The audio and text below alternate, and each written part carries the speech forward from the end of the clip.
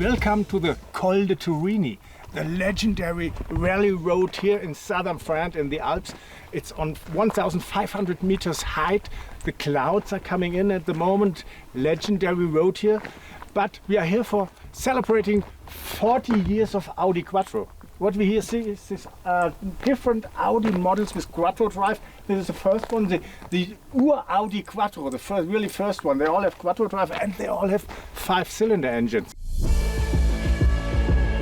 The 5-cylinder engine was born out of necessity in the 1970s, but then it quickly became a famous Audi feature. So, Mr. Witt, more than 40 years ago, Audi came out with a 5-cylinder engine. Why did they decide for such an unusual construction, 5-cylinder? Basically, it's right in the middle between 4 and 6 cylinders. Audi had the intention to get a little bit more on the upper class of cars, to make it a little bit faster, a little bit more convenient. But the problem was that if you put in a 6-cylinder engine into the engine compartment, it wouldn't fit to what was planned into the cars. It was just a package reason to choose the 5-cylinder engine into a future coming car, like the Audi 100, as you see it in the Audi 200 version behind us.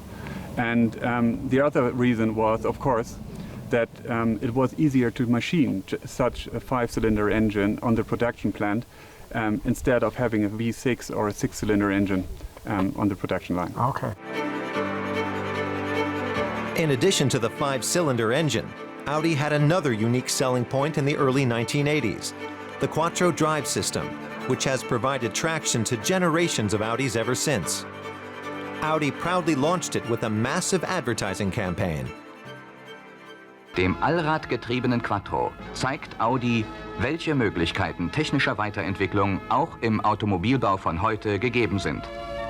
Audi. Vorsprung durch Technik.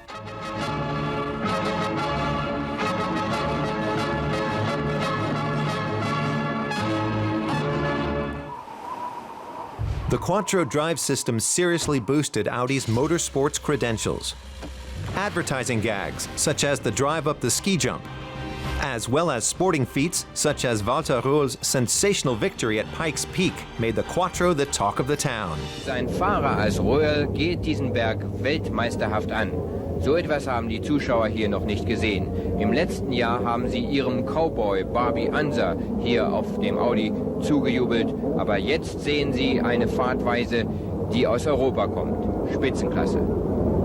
Another one of Audi's star drivers was Stig Blomqvist. The Swede won the World Rally Championship in 1984 at the wheel of an Audi Sport Quattro. So, Stig, really nice to meet you here. And with your car from the 80s, your winning rally car, how was that at that time to sit in an Audi? Was this the ultimate weapon? Yeah, it was, because I think it was a shock for most of people when they came out with the 4x4 and it was working very well. Normally people will think, okay, it's another try with some kind of Jeep system or something, but they soon know it was something different. And how was it at the beginning with the durability? Did this car last long races, or did they break often? No, it was very reliable. So we hardly have any problem really. Okay. That was another thing with the car. Okay. Because if I just take the car I get to Sweden, 82, the mechanics was coming up for Swedish Rally, they was changing everything on the car. And then I was doing the whole season with just changing brake pads, so that was fantastic. Yeah. And what is your first remembrance or your best remembrance here with San Remo Rally? Okay, San Remo was not one of my favorite because it was so much asphalt, and that's not for us really, who came from the north. But anyway, I managed to win here 82 because the car was so good on the gravel, so we had such a good lead when we came back here to San Remo around here, so it was quite nice and win the tarmac rally for me. And now you show me how that was on the tarmac with this Audi. Yeah, okay. It was a bit tricky, but... Okay, you will show me, I will see. Yeah, we will see now. But to get into a rally car with Stig, rally spec clothing needs to be donned. Fireproof overalls, a balaclava, and a helmet are a must.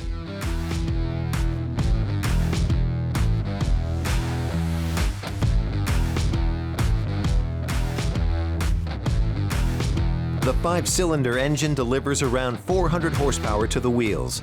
That's no more than the latest TTRS, but oh, the spectacle. The engine roars, the interior heats up, and the brakes stink. It's wonderful. Oh boy. Uh-oh.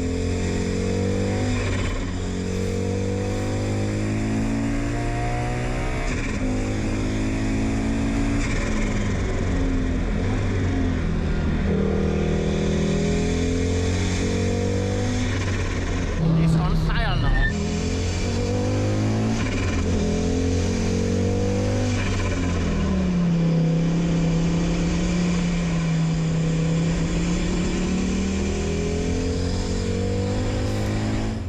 Riding shotgun with a World Rally champion is a completely unique, although hair-raising experience.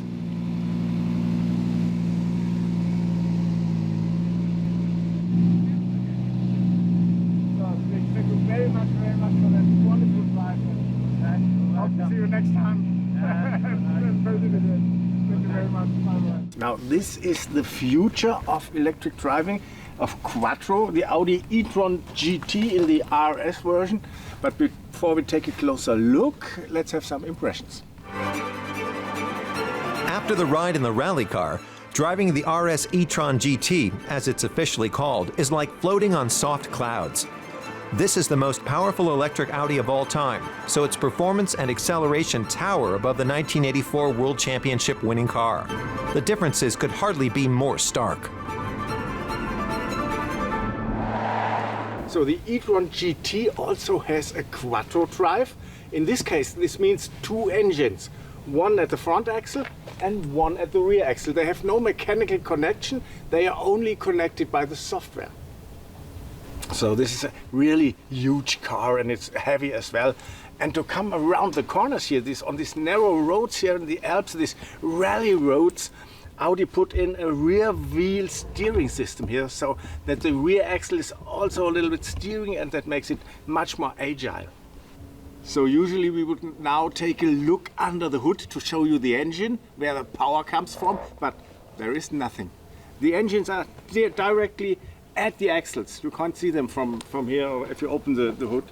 And the thing is, together they have 440 kilowatts of power. This is 600 horsepower. I'm wondering how this will drive. But now indeed we opened the trunk to show you something. Not the front trunk, but this car was developed in a close cooperation with Porsche, and we found the proof. Here, this is original Porsche.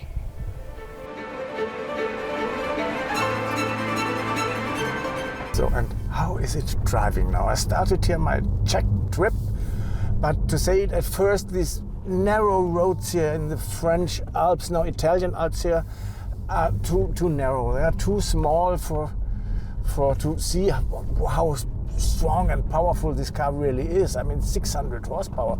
And the peak, if you boost it 650 horsepower, I cannot use them here. So that's one thing. The other thing is this car is really handy and agile. I mean, it's a 2.5 ton ship. It's really huge, but it feels, even on these narrow roads here, like a much smaller car. I mean, one reason is the intelligent all-wheel drive, which shifts the power from one axle to the other and from one side to the other as well. And the rear wheel steering, which makes the car very handy, even in such small curves here. This is really amazing to drive and to experience how quick and agile this car is. So also the damping is very good. The car is very comfortable. It feels very comfortable because they have a 3-chamber air suspension put in, the most expensive thing you can buy. But at all, I mean, for prices starting from 100,000 euro, I expect things like this. So to sum it up, this is really, really a spaceship. This is quick, comfortable, but it comes from another world, from an outer space. This is very impressive. And now to compare it to the Audi TT we drove yesterday, what is the difference? Let's say like this: the Audi, when you put the pedal to the metal, you have drama. You really have noise, you have drama, this car is screaming and it's running and everything, and it's of course fast. And here in the Audi E Tron GT, it's a totally different experience. If you here put the pedal down, it beams you in milliseconds onto light speed. Absolutely unspectacular, unbelievable fast. It boosts you in another sphere of our galaxies. That's so impressive. So at the end, I would say the Audi TT is more drama, the Audi E Tron GT is more impressive, but I'm waiting for the day when they bring out an Audi TT fully electric. That would be my car. It seems clear what the future holds. The days of the 5-cylinder are numbered. Audi will stop producing combustion engines from 2035. But for the Quattro drive, the future is bright because it's now also part of the electric drivetrain.